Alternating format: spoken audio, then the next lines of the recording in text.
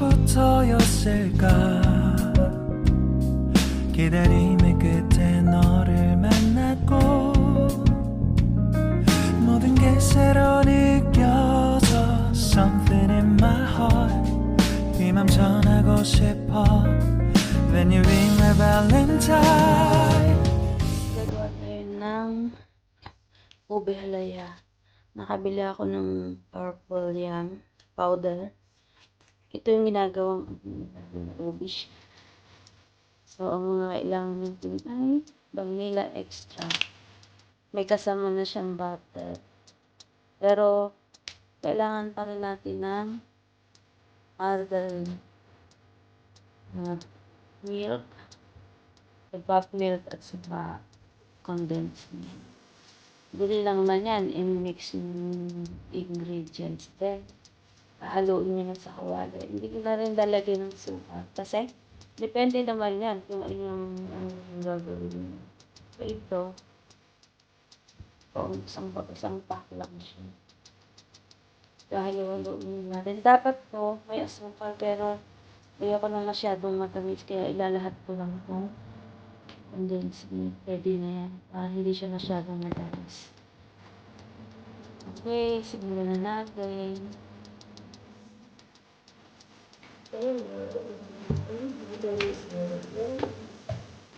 Lagay natin ito. Powder.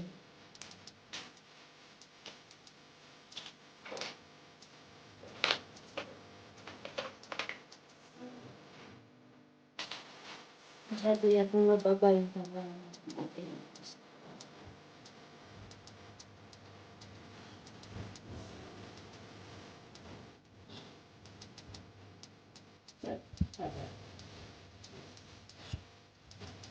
So, lagyan na natin yung powder.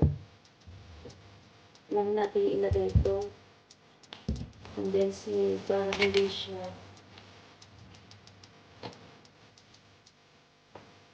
1 cup yung condensed milk.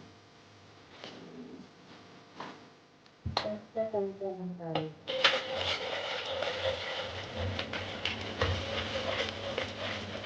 Sanay kasi kami magluto ng fiesta. Lagi kami may ganito.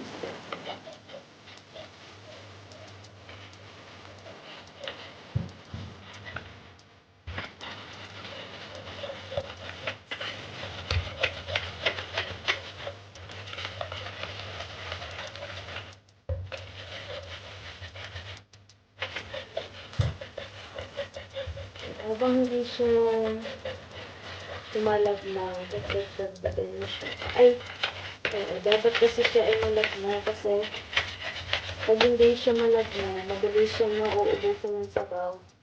Tapos hindi siya hindi siya lito. Kaya dapat magaling sabaw.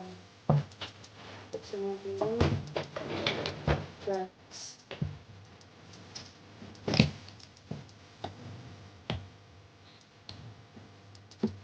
Pinapulong ko ng aking bilis. Kaya yung tubig.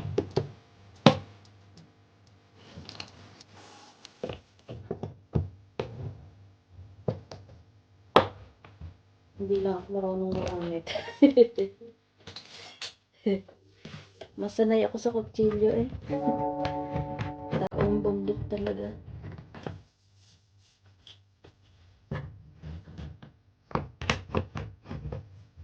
May nakaload kasi din sa ano ko. Malakas siya. So, may nagla-live.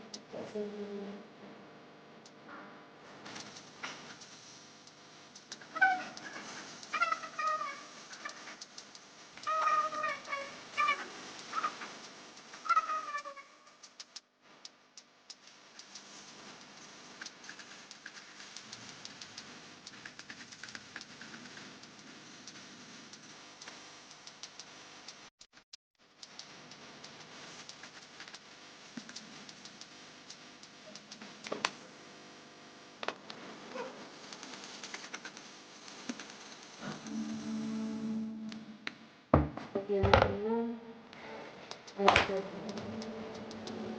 margarine.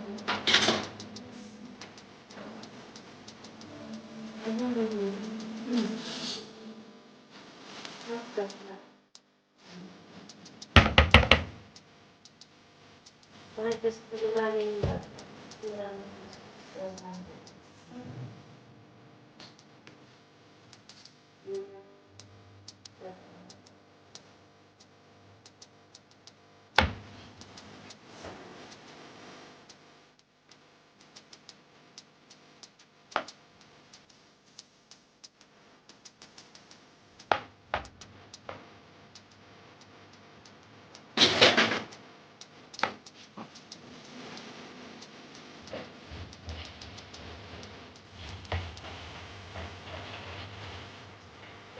ito doon pa natin.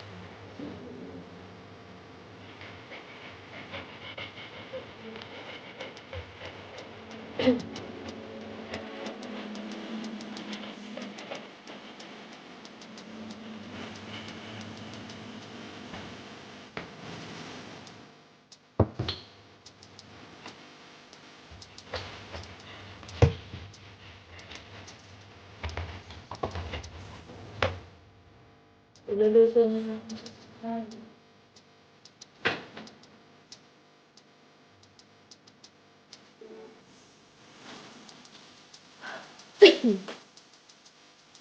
Yan, naglagay na natin siya sa sahig.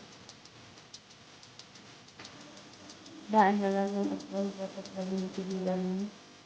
Pagkakalog, pinag-usunod lang. Saka, tatakanin na namin ako.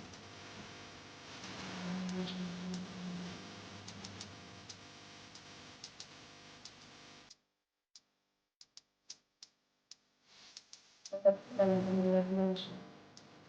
Kasi, pagkaunti lang yung nilagay sa madali siyang matutuyo, hilaw. Hindi siya maluluto. Kaya dapat malaki talaga siya. Tapos saka nyo haluin ang haluin.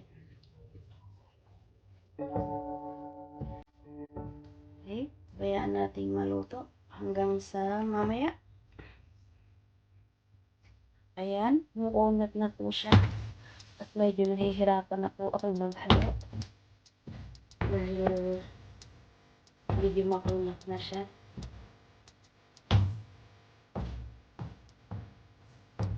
Ganyan po dapat, dahan-dahan lang yung pagluto para hindi siya mabigla. Kasi pag bigla yung bigla yung tuyo niya, hilaw yun. Dapat dahan-dahan. Dahan-dahan yung niya. Dahan-dahan yung, ulit-ulit yung dahan-dahan. Ang pagluto niya, hindi bigla. Okay, mamaya ulit pag na-plate na kasi mahirap maghalo ng isang kamay lang. Hanggang mamaya. Then, nahanap po ako ng patang ulo. Para makita niyo yun.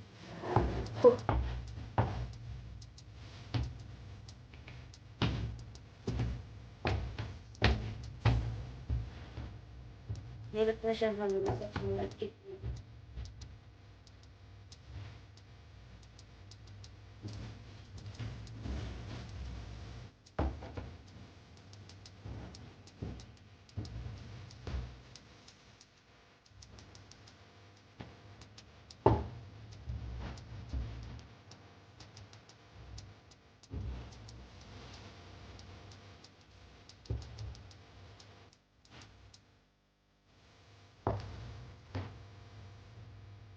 Yan, luto na po siya. Ito natin i-plate.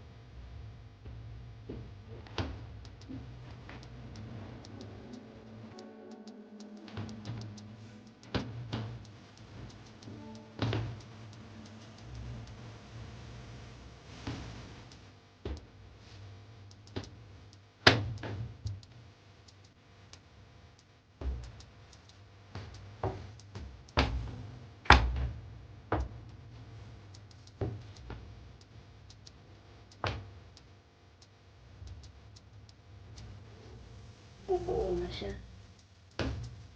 So, pwede na natin i-off at i-plate na natin. Babalik ako. So, yan na po ang ating finished product. Yan ang ating ube halaya. Medyo mainit-init pa siya. Pwede na nating sintensya. Chili mo.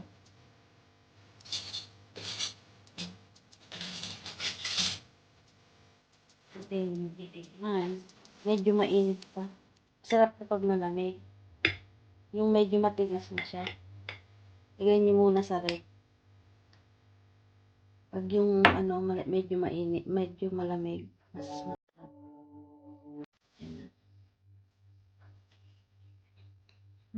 Sarap.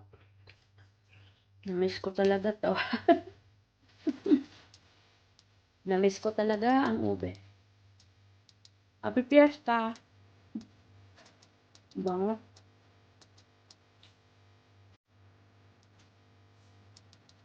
Yan. Ito na ang ating ube. Sa wakas, natikman ulit natin ang ube sa loob ng mahabang panahon. Okay, mega love shout out sa lahat, sa Team Repsol, sa lahat ng admin, officer at member. Mega love shout out sa inyong lahat. Salamat sa panonood. Bye-bye.